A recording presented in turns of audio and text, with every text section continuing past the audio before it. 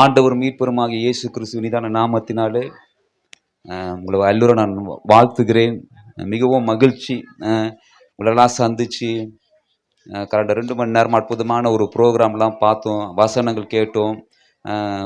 ரொம்ப முக்கியமான டீச்சர்ஸோடைய எஃபோர்ட்ஸ் எல்லாம் நல்லா தெரியுது. அற்புதமாக ட்ரெயின் பண்ணியிருக்கிறாங்க, அற்புதமான வார்த்தைகளை கொடுத்திருக்கிறார்கள். என் பேர் சாலமோன், நான் சென்னையினுடைய வீடு. நான் ஊழியம் செய்கிறது ஜன்னப்ப சத்தன் கூட்டல் கிராமத்தில் ஊழியம் செய்கிறேன். அற்புதமான போதகர் ஐசக் ஆபிரகாம் எனக்கு ரொம்ப க்ளோஸ். கிட்ட பார்த்தீங்கன்னா என்னுடைய மகனுடைய வயசு அவருக்கு.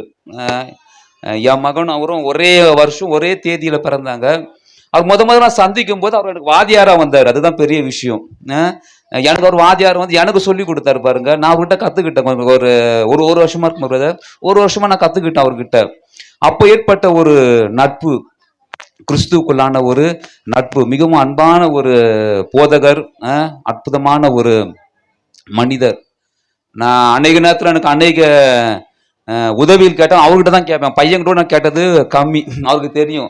எந்த நேரம் இருந்தாலையும் நைட்டு 11 மணி அடிச்சு பிரதர் எனக்கு இந்த மாதிரி இருக்க ஏதாவது உதவி சொல்லிட்டு உடனே ஃபோன் பண்ணி கேட்டு வருகிற ஒரு அன்பான ஒரு மனிதன். கர்த்தருடைய வார்த்தையை அதிகமாய் பிரசங்கிக்கக்கூடிய மனிதன். அநேகரோட வாழ்க்கையில் அநேக அற்புதங்களை கொண்டு வருகிற ஒரு வாலிபராய் இன்னைக்கு இருக்கிறார். அவர் உன்னோட ஊழியங்கள் மேன்மேல வளர வேண்டும்.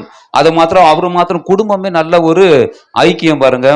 நான் கூட ஊழியத்துக்கு வந்தது பெரிய ஒரு விஷயம். நான் உண்மையா ஊழியம் செய்யணும் பாஸ்டர் ஒரு நாள் கூட நினைச்சதே இல்லை. என்னுடைய மனம் ஃபுல்லா என்னோட பசங்க தான் ஊழியம் செய்யணும்ட்டு என்னுடைய ஆர்வம்.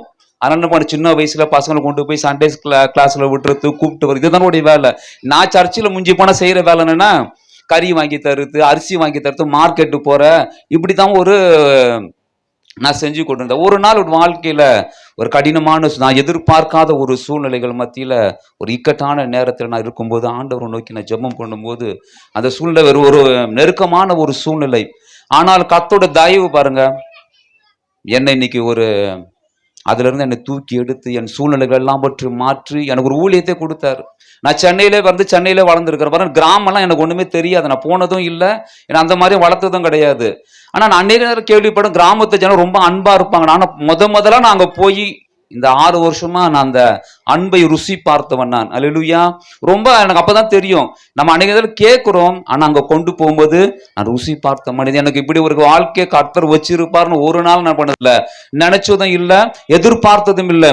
ஆனால் அவர் நினைப்பதற்கும் வேண்டும் அதிகமான காரியங்களை செய்கிற தேவன். ரொம்ப பிடிச்ச வசனம், ஆபத்து காலத்திலே கர்த்தர் நோக்கி கூப்பிடும் போது அவர் இக்கட்டுக்கு விலக்கி பாதுகாக்கிற தேவன, கிருபை நிறைந்தவரா, மனுஷனுக்கு அற்புதங்களை செய்கிற தேவன். அல்லேலூயா.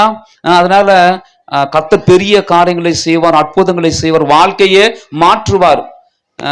ஒரு தோல்வி நம்முடைய வாழ்க்கையில நிரந்தரம் அல்ல, அதுல இருந்து கர்த்தர் புதிய வழிகளை கொண்டு போய் நம்முடைய வாழ்க்கையை மாற்றுகிறவராய் இருக்கிறார். ரொம்ப சந்தோஷம் இந்த நாளில வந்ததுக்காக. எனக்கு ரொம்ப பிடிச்ச ஒரு வசனம், நீதிமொழிகள் 14:13 ரொம்ப பிடிச்ச. நகைப்பிலும் மனதுக்கு துக்கம் உண்டு, அந்த மகிழ்ச்சியின் முடிவோ சஞ்சலம். சொல்லுங்க, நகைப்பிலும் மனதுக்கு துக்கம் உண்டாம், அந்த நகைப்பின் முடிவோ சஞ்சலம்.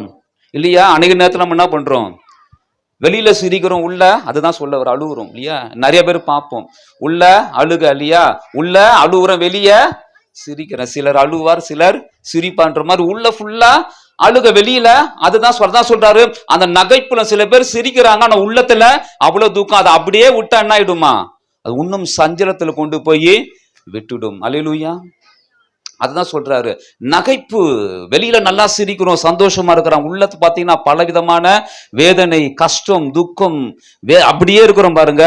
ஆனா அந்த அப்படியே நம்ம வாழ ஆரம்பிச்சா அதோட முடிவு இன்னும் சஞ்சலத்துல கொண்டு போய் விட்டுடும். இத மாறணும். உள்ளேயும் சிரிக்கணும் பாருங்க. உள்ள சிரிக்கிறது தான் வெளியான உண்மையான சிரிப்பு, சந்தோஷமே வரும். இது அநேகருக்கு என்ன பண்றாங்க, இன்னைக்கு கூட பாத்தீங்கன்னா அநேகர் இதை தான் அப்படித்தான் வாழ்ந்து கொண்டு இருக்கிறோம். உள்ளத்துல துக்கம், வெளியில சிரிப்பு. சில பேர் அப்போ கூட வெளியில கூட சிரிப்பு வருது, இல்லையா? நான் நிறைய பேர் கேட்பேன், ஏதோ வாழ்ந்து கொண்டு இருக்கிறாங்க, ஏதோ போதுங்க, செத்த போன மாதிரி இருக்கிறதோ, போறேன் வரேன், ஆள் ஏதோ வாழ்றேன். அதுதான் சொல்றாரு, பைபிள் சொல்லுது, நகைப்பிலும் உள்ளத்துக்கு துக்கம் உண்டு, அது முடிவோ சஞ்சலத்தை கொண்டு வந்து விடும். ஆனா கர்த்தரிடத்தில் வரும்போது அந்த துக்கமும் சந்தோஷமாய் மாறும். எனக்கு ரொம்ப அவர் பிடிச்ச ஒரு கதை. ஒரு ஒரு தேவ ஊழியன், எலிசான்ற தேவ ஊழியன் சுனேம்ன்ற ஒரு ஊருக்கு என்ன பண்ணுவாராம், ஊழியத்துக்கு போயிட்டு வருவாராம் பாருங்க. போயிட்டு வரும்போது அங்க இருக்கிற அந்த ஒரு பெண்மணி என்ன பண்ணாங்களாம், அவர் ரொம்ப கடவுளுடைய மனுஷன் ஊழியக்காரன் சொல்லி தன் வீட்டில் என்ன பண்ணுவாங்களாம், அவருக்கு நல்லா சாப்பாடு கொடுப்பாங்க, அவர் வரும்போதெல்லாம் அங்கே சாப்பிடுவார், தங்குவார்.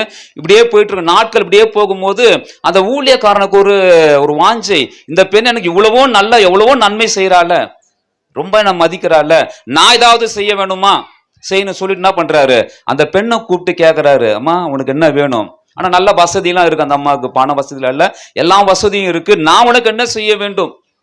அந்த அம்மா சொல்லிட்டாங்க, அந்த அம்மா ஒன்னும் செய்ய வேணாம், நான் ரொம்ப நல்லா இருக்கிறேன், நல்ல சுகமா இருக்கிறேன்னு சொல்லிட்டு அந்த அம்மா போயிட்டாங்க. ஆனா அந்த தேவனுடைய மனுஷனுக்குள்ள இல்ல, இந்த பெண் என்ன பண்றா, வெளியில என்ன பண்றா, ஏதோ நல்லா இருக்குன்னு சொல்லி உள்ளுக்குள்ள உண்மையாவே சந்தோஷம் இல்லை, அவளுக்குள்ள ஏதோ ஒரு வேதனையும் துக்கமும் அவளை அழித்து கொண்டு பாரத்தோடு இருக்கிறா.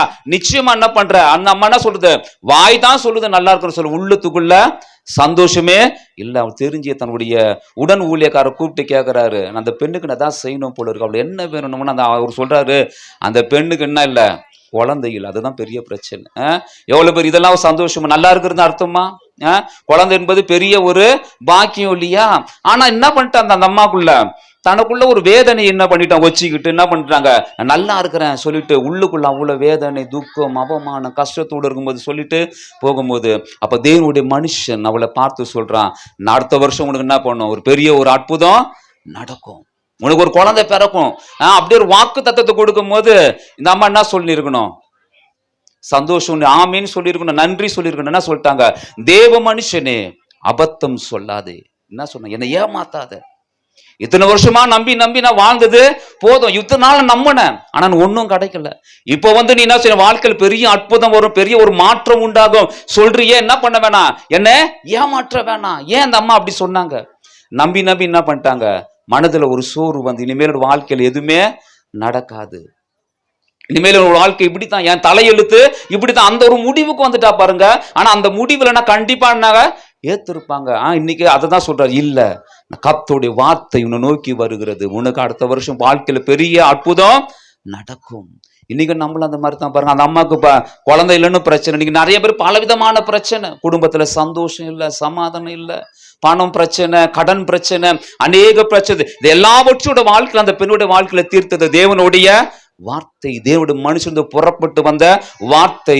தேவன் என்ன வாக்கு தத்தத்தை கொடுத்தாரோ அதை அடுத்த வருத்தமே செய்து நிறைவேற்றினார். நீங்க நம்மளும் அந்த மாதிரி தான் அநேக நேரத்தில் என்ன பண்ணிரு, நம்மளே முடிவு பண்ணி இனிமேல் நடக்காதுங்க, எவ்வளவோ பேசினா கூட இப்ப நம்மளே ஒரு மனசுல ஒரு முடிவு கொண்டு வந்துடும், அவ்வளவுதான் நம்மளோட வாழ்க்கையில இனிமேல் எதுவும் மாறாது. உள்ளுக்குள்ள அழுதுட்டே இருக்கிறது, வெளியில சிரிக்கிறது.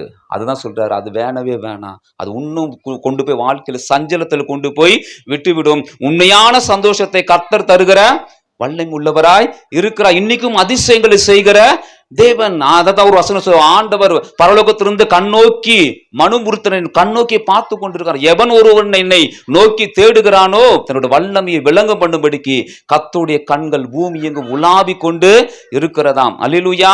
தன் கிருபையை அவனுக்கு காண்பித்து அவனை மரணத்திலிருந்து தூக்கி எடுத்து பஞ்ச காலத்தில் போஷித்து காப்பாற்றுவதற்கு கர்த்தருடைய கண்கள் பூமியை நோக்கி ஒவ்வொரு மனுஷனும், எந்த மனுஷனை தேடுறான், யார் முழுவோடு என்ன தேடுறானோ நியாயம் வல்லமைய விளங்கி பண்ணி வாழ்க்கையை மாற்றி காட்டுவதற்கு ஆண்டவர் ஆயத்தம் உள்ளவராய் இருக்கிறார். நம்ம தான் ஆயத்தம் இல்லாம என்ன பண்றோம், இப்படியே போயிட்டு உள்ளத்துல துக்கம் வெளியில சிரிப்பு இப்படி வாழ்ந்து கொண்டிருக்கிறோம். ஆண்டவர் சொல்ற அதுக்கெல்லாம் ஒரு முடிவு கட்டுங்க.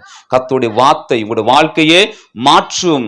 அதுக்கு தான் இயேசு வந்தார். அந்த பொல்லாத பிரபஞ்சத்தை விடுவிக்கும்படியாக பிதா நம்ம சித்தம் அதற்காக தம்மையே ஒப்பு கொடுத்தாராம். பொல்லாத பிரபஞ்சம் தான் குழப்பம் நிறைந்த, துயரம் நிறைந்த, கண்ணீர் நிறைந்த, வேதனையும் துக்கமும் ஏமாற்றமும் வருத்தம் நிறைந்த இந்த உலகத்திலிருந்து மீட்பதற்காகவே தேவன் விருப்பம் உள்ளவர். அதற்காக இயேசு தம்மையே ஒப்பு கொடுத்து ரத்தத்தை சிந்தி நம்மளை மீட்டு அவரோடு கூட நம்மளை சேர்த்திருக்கிறார். பல சகல நன்மையும் பெறுவதற்காக நம்மளை சேர்த்திருக்கிறார். இன்னைக்கு நான் சொல்றேன், இன்னைக்கு உள்ளத்துல துக்கத்தோடியும் வெளியில சிரிப்போட வாழாதீங்க. அது இன்னும் உங்களுக்கு வாழ்க்கையில சந்தோஷத்தை இல்லாம போகும். தேவனிடத்தில் பரிபூர்ணமான சந்தோஷம் உண்டு, மகிழ்ச்சி உண்டு, வெற்றி உண்டு, தயவு உண்டு, வாழ்க்கையே மாறும். நானே ஒரு சாட்சி. அதிசயங்களை செய்கிற தேவன், அற்புதங்களை செய்கிற தேவன். அதனால என்ன பண்ணுங்க, நம்ம ஒரு முயற்சி எடுத்து தினந்தோறும் கர்த்தருடைய வசனத்தை கேட்கணும். தேவனுடைய வார்த்தை அது ஜீவன் உள்ளது, வல்லமை உள்ளது, அது மாற்றக்கூடிய வல்லமை. சபைக்கு வாங்க. உங்க சஞ்சலத்தோடு இப்படியே வாழ்ந்து கொண்டு இருக்காதீங்க. நிச்சயமா பெரிய ஒரு மாற்றத்தை உண்டு பண்ணி தரும். வந்து கர்த்தருடைய வசனத்தை கேட்க கேட்க உங்களுடைய சஞ்சலம், அதன் துக்கம் மாறும்.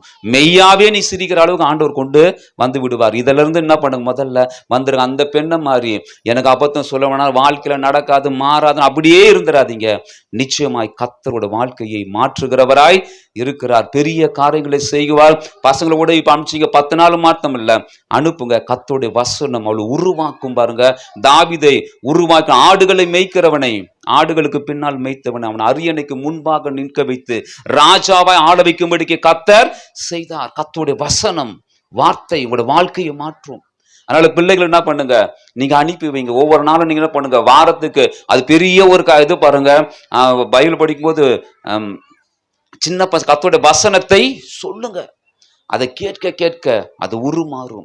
எங்களோட வாழ்க்கையெல்லாம் மாறுச்சுன்னா கர்த்தருடைய வசனத்தை கேட்டு கேட்டு தான். தோல்வியா இருந்த வாழ்க்கை, ஒண்ணுமே இல்லாத வாழ்க்கை, கீழே இருந்த வாழ்க்கை ஆண்டவர் தூக்கி எடுத்து உயரத்துக்கு உட்கார செய்கிற தேவன் உண்டு. ஒடுக்கப்படுவோருக்கு அவர் அடைக்கலமான தேவன். அதனால பசங்களை அப்படியே விடாது. ஒவ்வொரு வாரமும் ஒரு முயற்சி எடுத்து அனுப்பி பாருங்க. வாழ்க்கை இப்ப இன்னைக்கு இங்க இருக்கலாம், தேசம் முழுவதும் ஆளுகை சேருவலாய் கர்த்தர் மாற்றுவார். கர்த்தர் நம்பி வந்தன் ஒரு நாளும் என்ன பண்ணது, வெக்கப்பட்டு போன. ரூத் அப்படித்தான் வந்தாங்க பாருங்க. ஒரு தீர்மானம் பண்ண அந்த அம்மா, தீர்மானம் பண்ண என்ன சொல்ற, தீர்மானம் எவ்வளவோ அவளுக்கு தடை வந்துச்சு பாருங்க. ஒரு தீர்மானம் பண்ண, இஸ்ரவேலின் தேவனின் சட்டையின் கீழ் அடைக்கலமாய் வருகிற எனக்கு அவரால் நிறைவான பலன் எனக்கு உண்டு என்ற அந்த தீர்மானம் தான் பாருங்க அவரோட வெற்றியை உருவாக்கி தந்தது. மேன்மையை நம்ம சில தீர்மானங்கள் எடுக்கணும். நான் பசங்க தினந்தோறும் சபைக்கு அனுப்ப, நானும் வரப்போறேன், என் வாழ்க்கை மாறும். இப்ப நான் துக்கத்தோடும் வெளியில சிரிப்படுகிற வாழ்க்கையில் கர்த்தர் நிச்சயமான பெரிய சந்தோஷம் தருவார் என்று முடிவெடுவாருங்க. வாழ்க்கையில பெரிய அற்புதங்கள் உண்டாகும், பெரிய மகிழ்ச்சி உண்டாகும், பெரிய காரியங்களை கர்த்தர் செய்கிறவராய் இருக்கிற அந்த வார்த்தையை சகோதரன் நன்ற அற்புதமாய் சொல்லுகிற வாழ்க்கை. கர்த்தருடைய வார்த்தை உருவாக்கும், பெரிய காரியங்களை செய்யும், அற்புதங்களை செய்யும். ஆமென்.